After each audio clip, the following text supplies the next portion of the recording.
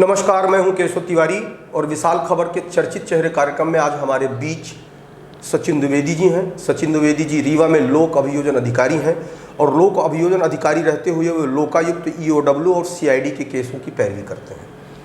तो नमस्कार सचिन जी, हमारे स्टूडियो में आपका स्वागत है। सचिन जी, जिस तरीके से आप लोकायुक्त, ईओडब्ल्यू और सीआईडी की पैरवी करते हैं, तो हम अपनी बातचीत जो केंद्रित रखेंगे वो कमोबेश भ्रष्टाचार पे ही हमारी आपकी बातचीत होगी। जिस स्तर पर भ्रष्टाचार है देश के अंदर, आपको क्या लगता है कि उस स्तर पर धरपकड़ हो रही है देश में? मुझे ऐसा लगता है कि मैंने किसी की कविता पढ़ी थी कि जिस भी टेबल में गए हम, वहाँ भ्रष्टाचार एक भस्मासुर की तरह बैठा हुआ है। मतलब शायद ही आज कोई एक टेबल कहीं किसी भी ऑफिस की ऐसी हो जहाँ लोग इस बात को दावे के साथ कह सकें कि नहीं सर, ये टेबल ऐसी है इस ज़िले की, इस तहसील की, जहाँ कोई रिश्वत नहीं लगती, यहाँ कोई भ्रष्टाचार नहीं होता। जी बिल्कुल, आपने सही कहा और आपकी बात से जिस समाज में मैं जीता हूँ तो मैं भी सरोकार रखता हूँ। पर प्रश्न ये है कि भ्रष्टाचार क्यों नहीं रुक रहा है? देखिए, जब हमारे यहाँ हम सिर्फ विधायिका जो है कानून बना सकती है, कानून बनाने के पीछे एक पृष्ठभूमि होती है। वो कानून तब सफल होता है जब उस पृष्ठभूमि को सोसाइटी स्वीकार कर चुकी होती है। कोई चीज़, कोई बात अपराध तब कहलाती है जब जिस सोसाइटी के लोगों के लिए वो बात अपराध बनाई जा रही है, उस सोसाइटी के लोग नैतिक रूप से उसको अपराध माने। हमारे यहाँ वर्तमान परिवेश क्या हो गया कि हम अपने आप में सोसाइटी को ये कहते हैं कि हम सोसाइटी के लोग इस कार्य को अपराध मानते हैं, नहीं मान रहे। और जब सोसाइटी ही उस काम को अपराध मानना बंद कर देती है तो कानून का अस्तित्व तो रहता है, कानून का अस्तित्व तो रहेगा, पर वो कानून सफल नहीं हो पाएगा, प्रभावी नहीं होगा या दिखाई नहीं पड़ेगा। हाँ, क्योंकि हमारे यहाँ हम जो आज देख रहे हैं, इस दौरान अनुभव हुआ कि सोसाइटी उस भ्रष्टाचार के आरोपी के प्रति जितना वैमनस्य नहीं रखती है, उस शिकायतकर्ता के प्रति ज़्यादा वैमनस्य रखती है। सोसाइटी उसको आरोपी के रूप में देखती है कि इसने इस पब्लिक सर्वेंट का जीवन बर्बाद कर दिया। तो अब जब सोसाइटी की मोरालिटी बदल रही है तो मोरालिटी के हिसाब से कानून, दोनों में सामता नहीं बैठ रही है। हमारे भी जीवन में कई बार जब लोग भ्रष्टाचार की शिकायत करते हैं तो हम भी कहते हैं इसकी शिकायत आप लोकायुक्त में करिए, तो पलट के जवाब यही आता है कि भैया उसका खानदान और उसके परिवार जो है वो सड़क पे आ जाएगा। हाँ, ये एक मतलब कहीं ना कहीं उसके प्रति एक मर्म आ गया, आरोपी के प्रति मर्म आ गया। वो मर्म क्यों आता है? क्योंकि हमने सोसाइटी में नाम तय कर लिए हैं और स्वीकार कर लिया है। जब आप अपने सामाजिक संबंधों में देखें, आसपास देखें, तो हम अब उस दृष्टिकोण से एक भ्रष्टाचारी को नहीं देखते हैं जैसा कि कानून बनाते समय। कुछ लोग हिंदुस्तान में, ये एक कहावत बड़ी आम हो गई है कि हिंदुस्तान में भ्रष्टाचार शिष्टाचार हो गया है। बिल्कुल वही हम आपसे बार बार कह रहे हैं कि जब सोसाइटी उसको बुरा मानना बंद कर दे। आज सोसाइटी है वो चोरी को आज भी बुरा मानती है, हत्या को आज भी बुरा मानती है। तो हत्या के अपराध और चोरी के अपराध आज भी सोसाइटी मानती है, उसी रूप से थानों में दर्ज हो रहे हैं और ट्रायल चल रहे हैं। आपने भी ये महसूस किया होगा कि लोकायुक्त में या भ्रष्टाचार के विरुद्ध प्रायः वही मामले जाते हैं जब पानी नाक के ऊपर हो जाता है। माने जब कोई शासकीय अधिकारी किसी व्यक्ति को इस स्तर पर प्रताड़ित कर लेता है कि अब उसके पास कोई दूसरा विकल्प बचता नहीं, तभी वो इस तरीके की कार्यवाहियों के लिए आगे बढ़ता है। अब कुछ हद तक आपकी बात से हम सहमत होते हैं, पर इसका एक दूसरा पक्ष भी है जी। ये सही है कि अमूमन, जैसा कि हम आपसे बार बार कह रहे हैं कि हमने उसको एक शिष्टाचार मान लिया, तो लोग रिश्वत देते हैं, लेते हैं, कहीं किसी एजेंसी तक नहीं जाते। अब कई बार क्या होता है कि जैसे अब हमने अपने अनुभव के दौरान पाया कि जो ग्रामीण क्षेत्र के लोग होते हैं वो शिकायत ज़्यादा करते हैं। वो शिकायत इसलिए ज़्यादा करते हैं क्योंकि एक किसान से जब 5,000 रुपये की मांग की जाती है तो उसके लिए वो बहुत बड़ा अमाउंट होता है, उसके क्षमता के बाहर चला गया जी। वो अमाउंट नहीं देगा तो उसका काम होगा नहीं जी। और वो दे देगा उसकी क्षमता में नहीं है। उसका परिणाम क्या होता है? वो शिकायत करने चला जाता है। बनस्पत जब यही एक संपन्न व्यक्ति होता है जिसके पास लाखों करोड़ रुपए होते हैं, उससे 5,000 की रिश्वत मांगी जाती है तो वो आसानी से देना स्वीकार कर लेता है। तो वो क्षमता होती है, जैसे ही आपने किसी की क्षमता से, उसका काम भी अत्यावश्यक, उसका जीवन नहीं चल पाएगा यदि वो काम नहीं होगा, और उसकी क्षमता के बाहर रिश्वत की मांग की जा रही है, तो वहीं पर वो फिर एजेंसी का मदद लेता है। या कई जब खुददार लोग होते हैं वो एजेंसी की मदद लेते हैं। और कुछ हिस्सा ये रहता है कि कुछ पब्लिक सर्वेंट को परेशान करना चाहते हैं, कई बार उसका काम लीगल कारणों से नहीं हो पा रहा था तो वो अपनी खुन्नस निकालने के लिए वो भी शिकायत करते हैं। अच्छा, ये जितने लोग भ्रष्टाचार के विरुद्ध पकड़े जाते हैं जी, उसमें औसतन क्या प्रतिशत आता है जिनको सज़ा पड़ जाती है? सजा का प्रतिशत, चूंकि जो कानून हमारे यहाँ अस्तित्व में है वो कानून भ्रष्टाचार के प्रति बड़ा कठोर कानून कहा जा सकता है। उसमें यदि ये साबित हो जाता है कि आपके पास ये रिश्वती रुपए मिले थे जी, आपके पोजीशन में रुपए पाए गए हैं, तो कानून सब मान लेता है कि आपके पास डिमांड करने के लिए कारण था, आपने डिमांड की होगी, ये सब कानून प्रिजम्पशन कर लेता है। तो चूंकि कानून कठोर है, जब एक बार न्यायालय तक मामला चला जाता है तो वहाँ फिर संभावनाएं कन्विक्शन की बहुत ज़्यादा होती हैं। एक देश के अंदर एक और कहावत है कि भ्रष्टाचार करते हुए पकड़े गए थे और भ्रष्टाचार करके ही छूट जाएंगे। कितनी गुंजाइश रहती है भ्रष्टाचार? ऐसा तो हमारे अनुभव में नहीं है कि भ्रष्टाचार करते हुए आप पकड़े जाएं, भ्रष्टाचार करके छूट जाएं। कई बार कह सकते हैं कि जो प्रोसीजर होती है उस प्रोसीजर में कहीं ना कहीं कुछ खामियां आ गई, या कानून को हम फैक्ट्स को अच्छी तरह से कोर्ट के सामने ना रख पाएँ, तो उस मामले में कई बार फ़ायदा मिल जाता है कि उसको, या कई बार जो कंप्लेन करते हैं लोग वो बाद में जब कोर्ट के सामने जाते हैं तो वो कहानी का समर्थन नहीं करते हैं, वो मना कर देते हैं कि हमने रिश्वत की मांग की थी।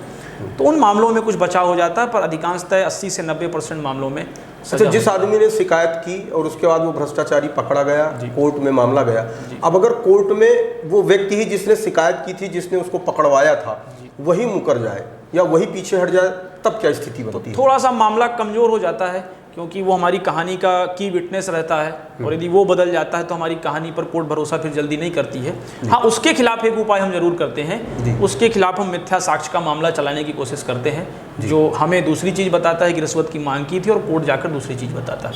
मिथ्या साक्ष्य की उसके लिए कार्रवाई चालू की जाती है। ऐसा होता है? बिल्कुल, 100% मामलों में होता है।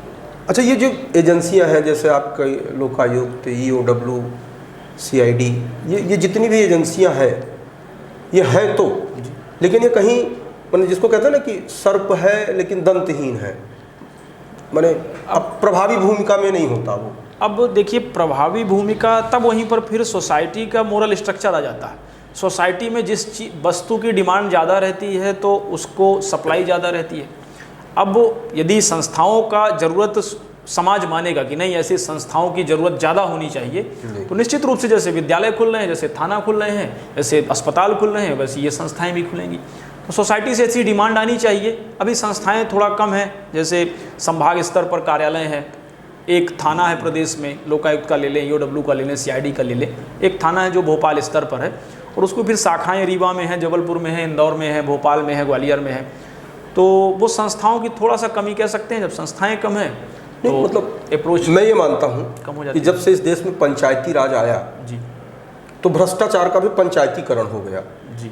तो जब भ्रष्टाचार पंचायतों तक पहुँच गया तो इस भ्रष्टाचार को पकड़ने वाली एजेंसियां भी कहीं ना कहीं कम से कम पंचायतों तक नहीं हो तो तहसील तक तो होनी चाहिए, पढ़नी चाहिए थी। अब एजेंसियां तो हैं, जैसे कि सिर्फ ऐसा नहीं है कि सिर्फ EOW, लोकायुक्त, CID यहीं आप शिकायत करें भ्रष्टाचार की। जैसे थानों में भी आप शिकायत कर सकते हैं, थानों में भी शिकायत होंगी, पर वो जो एक इंफ्रास्ट्रक्चर कह सकते हैं या मनोवृत्ति होती है थानों में इन मामलों को डील करने की नहीं होती। एक समस्या भी रहती है कि इन मामलों में जो PC एक्ट के मामले होते हैं भ्रष्टाचार के, तो उसमें DSP स्तर के अधिकारी होते हैं, तो ये एक समस्या रहती है कि इसलिए जो डिस्ट्रिक्ट पुलिस है वो इन मामलों को कम एंटरटेन कर पाती है। बहुत सारे जगहों पे आय से अधिक जहां संपत्ति अर्जित हो जाती है जी, प्रायः ये देखने में आता है कि बहुत सारे लोगों ने आय से अधिक संपत्ति अर्जित कर ली और लोग शिकायत भी करना चाहते हैं, लेकिन एक आम आदमी आय से अधिक संपत्ति अर्जित करने वालों के विरुद्ध शिकायत कैसे करेगा? देखिए, शिकायत करने के लिए आपके पास EOW है, लोकायुक्त है, इन संस्थाओं में आप जा सकते हैं। अपने आसपास रीवा में कार्यालय है जी, वहाँ पुलिस अधीक्षक बैठते हैं, उनके पास आप जाके शिकायत कर सकते हैं। हाँ, शिकायत करने का जो तरीका रहता है वो सामान्य घटनाओं से थोड़ा सा अलग रहता है। मारपीट की घटना हमने जाके बता दिया कि हमारे साथ ऐसा ऐसा हुआ, पर यहाँ पर हमें किसी पब्लिक सर्वेंट की शिकायत करनी है, सिर्फ उस शिकायत से सामने वाले को भरोसा दिलाना है। तो हमारे पास वो सारे डिटेल्स होने चाहिए। आप कह रहे हैं कि किसी के पास आय से अधिक संपत्ति थी, तो संपत्ति का पर्टिकुलर्स बताइए, विवरण बताइए, ये संपत्ति कहाँ पर स्थित है, उसका रकवा नंबर क्या है, उसकी यदि खरीद फरोख्त आप जान रहे हैं तो खरीद फरोख्त बताएं कि इस दौरान खरीदी गई है। यदि आप उसका कोई वाहन बता रहे हैं या उसके किसी लाकर की जानकारी आपको है, बैंक अकाउंट्स की जानकारी है, तो ये पर्टिकुलर्स बता के एक एफिडेविट के साथ संस्था में देने होते हैं, तो उसमें फिर जाँच चालू हो जाती है। शिकायतों में थोड़ा सा एक और चीज़ कहना चाहेंगे कि जो शिकायतें कई बार जाती हैं वो शिकायतें इतनी सतही होती हैं कि उसमें एजेंसी चाहकर भी काम नहीं कर पाती। जब कैसे कह दिया कि इसके पास 50 लाख का प्लाट है, कहाँ है प्लाट, कहाँ एजेंसी खोजेगी, तो आपको पर्टिकुलर्स बता के शिकायत करें तो बिल्कुल कार्रवाई होती है। अच्छा, भ्रष्टाचार के मामलों में अदालतों का रुख क्या होता है?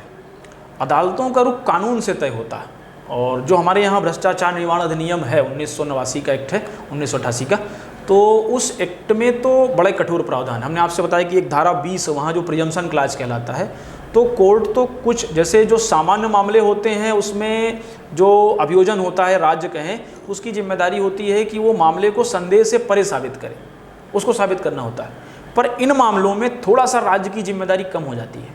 हमने अपनी ड्यूटी पूरी कर दी, उसके बाद राज्य कोर्ट एक प्रिजम्पशन कर लेता है कि नहीं, इस व्यक्ति ने अपराध किया है, सामान्य शब्दों में ये। तो अन्य कानूनों की अपेक्षा ये कानून थोड़ा सा अभियुक्त के प्रति कठोर है, प्रिजम्पशन क्लाज होने के कारण। आजकल अदालतों में भी भ्रष्टाचार के बहुत सारे कहानी और किस्से आने लगे हैं कि भाई नहीं, ऐसा तो नहीं कह सकते हैं कि अदालतों में कुछ न्यायाधीश को फिर भ्रष्टाचार के कारण फिर उनको बर्खास्त किया जाता है। तो नहीं, ऐसा हमारी जानकारी में तो नहीं है, पर उस भ्रष्टाचार ना हो इसके लिए एक प्रयास चल रहा है। और अदालतों में कुल मिला के भ्रष्टाचार के या पारदर्शिता बढ़ाने के लिए कि अदालतों का कामकाज आम लोगों तक आसानी से पहुंचे, वहां पर ऑन कैमरा काम करने की शुरुआत हो रही है। और कुछ अदालतों में काम चालू हो गया है, जो माननीय उच्च न्यायालय है, उच्चतम न्यायालय हैं, वहाँ आप देख सकते हैं कि यूट्यूब चैनल्स पर उनकी रिकॉर्डिंग आजकल देखने को मिलती हैं। ऐसा ही जल्द जिला अदालतों में भी होने वाला है कि वहाँ की कार्रवाई भी हम ऑन कैमरा देख पाएंगे। भ्रष्टाचार के मामलों में जो पावरफुल लोग होते हैं, वो चाहे बड़े अधिकारी हों या बड़े नेता हों, उनके विरुद्ध अदालतों के फैसले बड़े विलंब से आते हैं। वो उसका कारण अदालतों में तो देखिए राज्य की जिम्मेदारी रहती है। राज्य की जिम्मेदारी रहती है कि आप अपना मामला जितना जल्द अदालत तक पहुंचा देंगे, और उस मामले को जितना आप संक्षिप्त और प्रभावी रूप में तैयार करेंगे, इसको चार्जशीट कहते हैं जी, कि हम संक्षिप्त और प्रभावी रूप में चार्जशीट तैयार करें। हम कम से कम और सारे महत्वपूर्ण साक्ष्य इकट्ठा करें, कम साक्ष्य, प्रभावी साक्ष्य, और जल्द से जल्द अदालत तक पहुंचते हैं तो वहाँ पर रिलीफ मिलेगा। बड़े मामले होते हैं उसमें इन्वेस्टिगेशन के दौरान इतना लेंदी प्रोसेस हो जाता है, तो वो जब एक जगह वो चीज़ें बिखर गई हैं तो वो फिर अदालत में भी बिखरी हुई रहती हैं। अदरवाइज कई बार जो डिफेंस लायर रहते हैं, जो बड़े एक्यूज होते हैं, वो बड़े डिफेंस लायर हायर करते हैं, उनके कई तकनीकी प्रयास रहते हैं, हर बिंदु पर वो कुछ ना कुछ टेक्निकल एप्लीकेशन लगाते हैं, अपर कोर्ट चले जाते हैं, तो ये एक मामलों को रुकने का बड़ा कारण रहता है। बहुत बहुत धन्यवाद सचिन जी, आप आए। आज बहुत सारे हम लोगों ने भ्रष्टाचार के संबंध में कैसे न्यायालय में कार्रवाइयाँ होती हैं और कैसे लोग भ्रष्टाचार के विरुद्ध आवाज़ उठा सकते हैं, उसके बारे में आपने हमारे दर्शकों को अच्छी जानकारी दी। बहुत बहुत आदरणीय धन्यवाद तिवारी जी।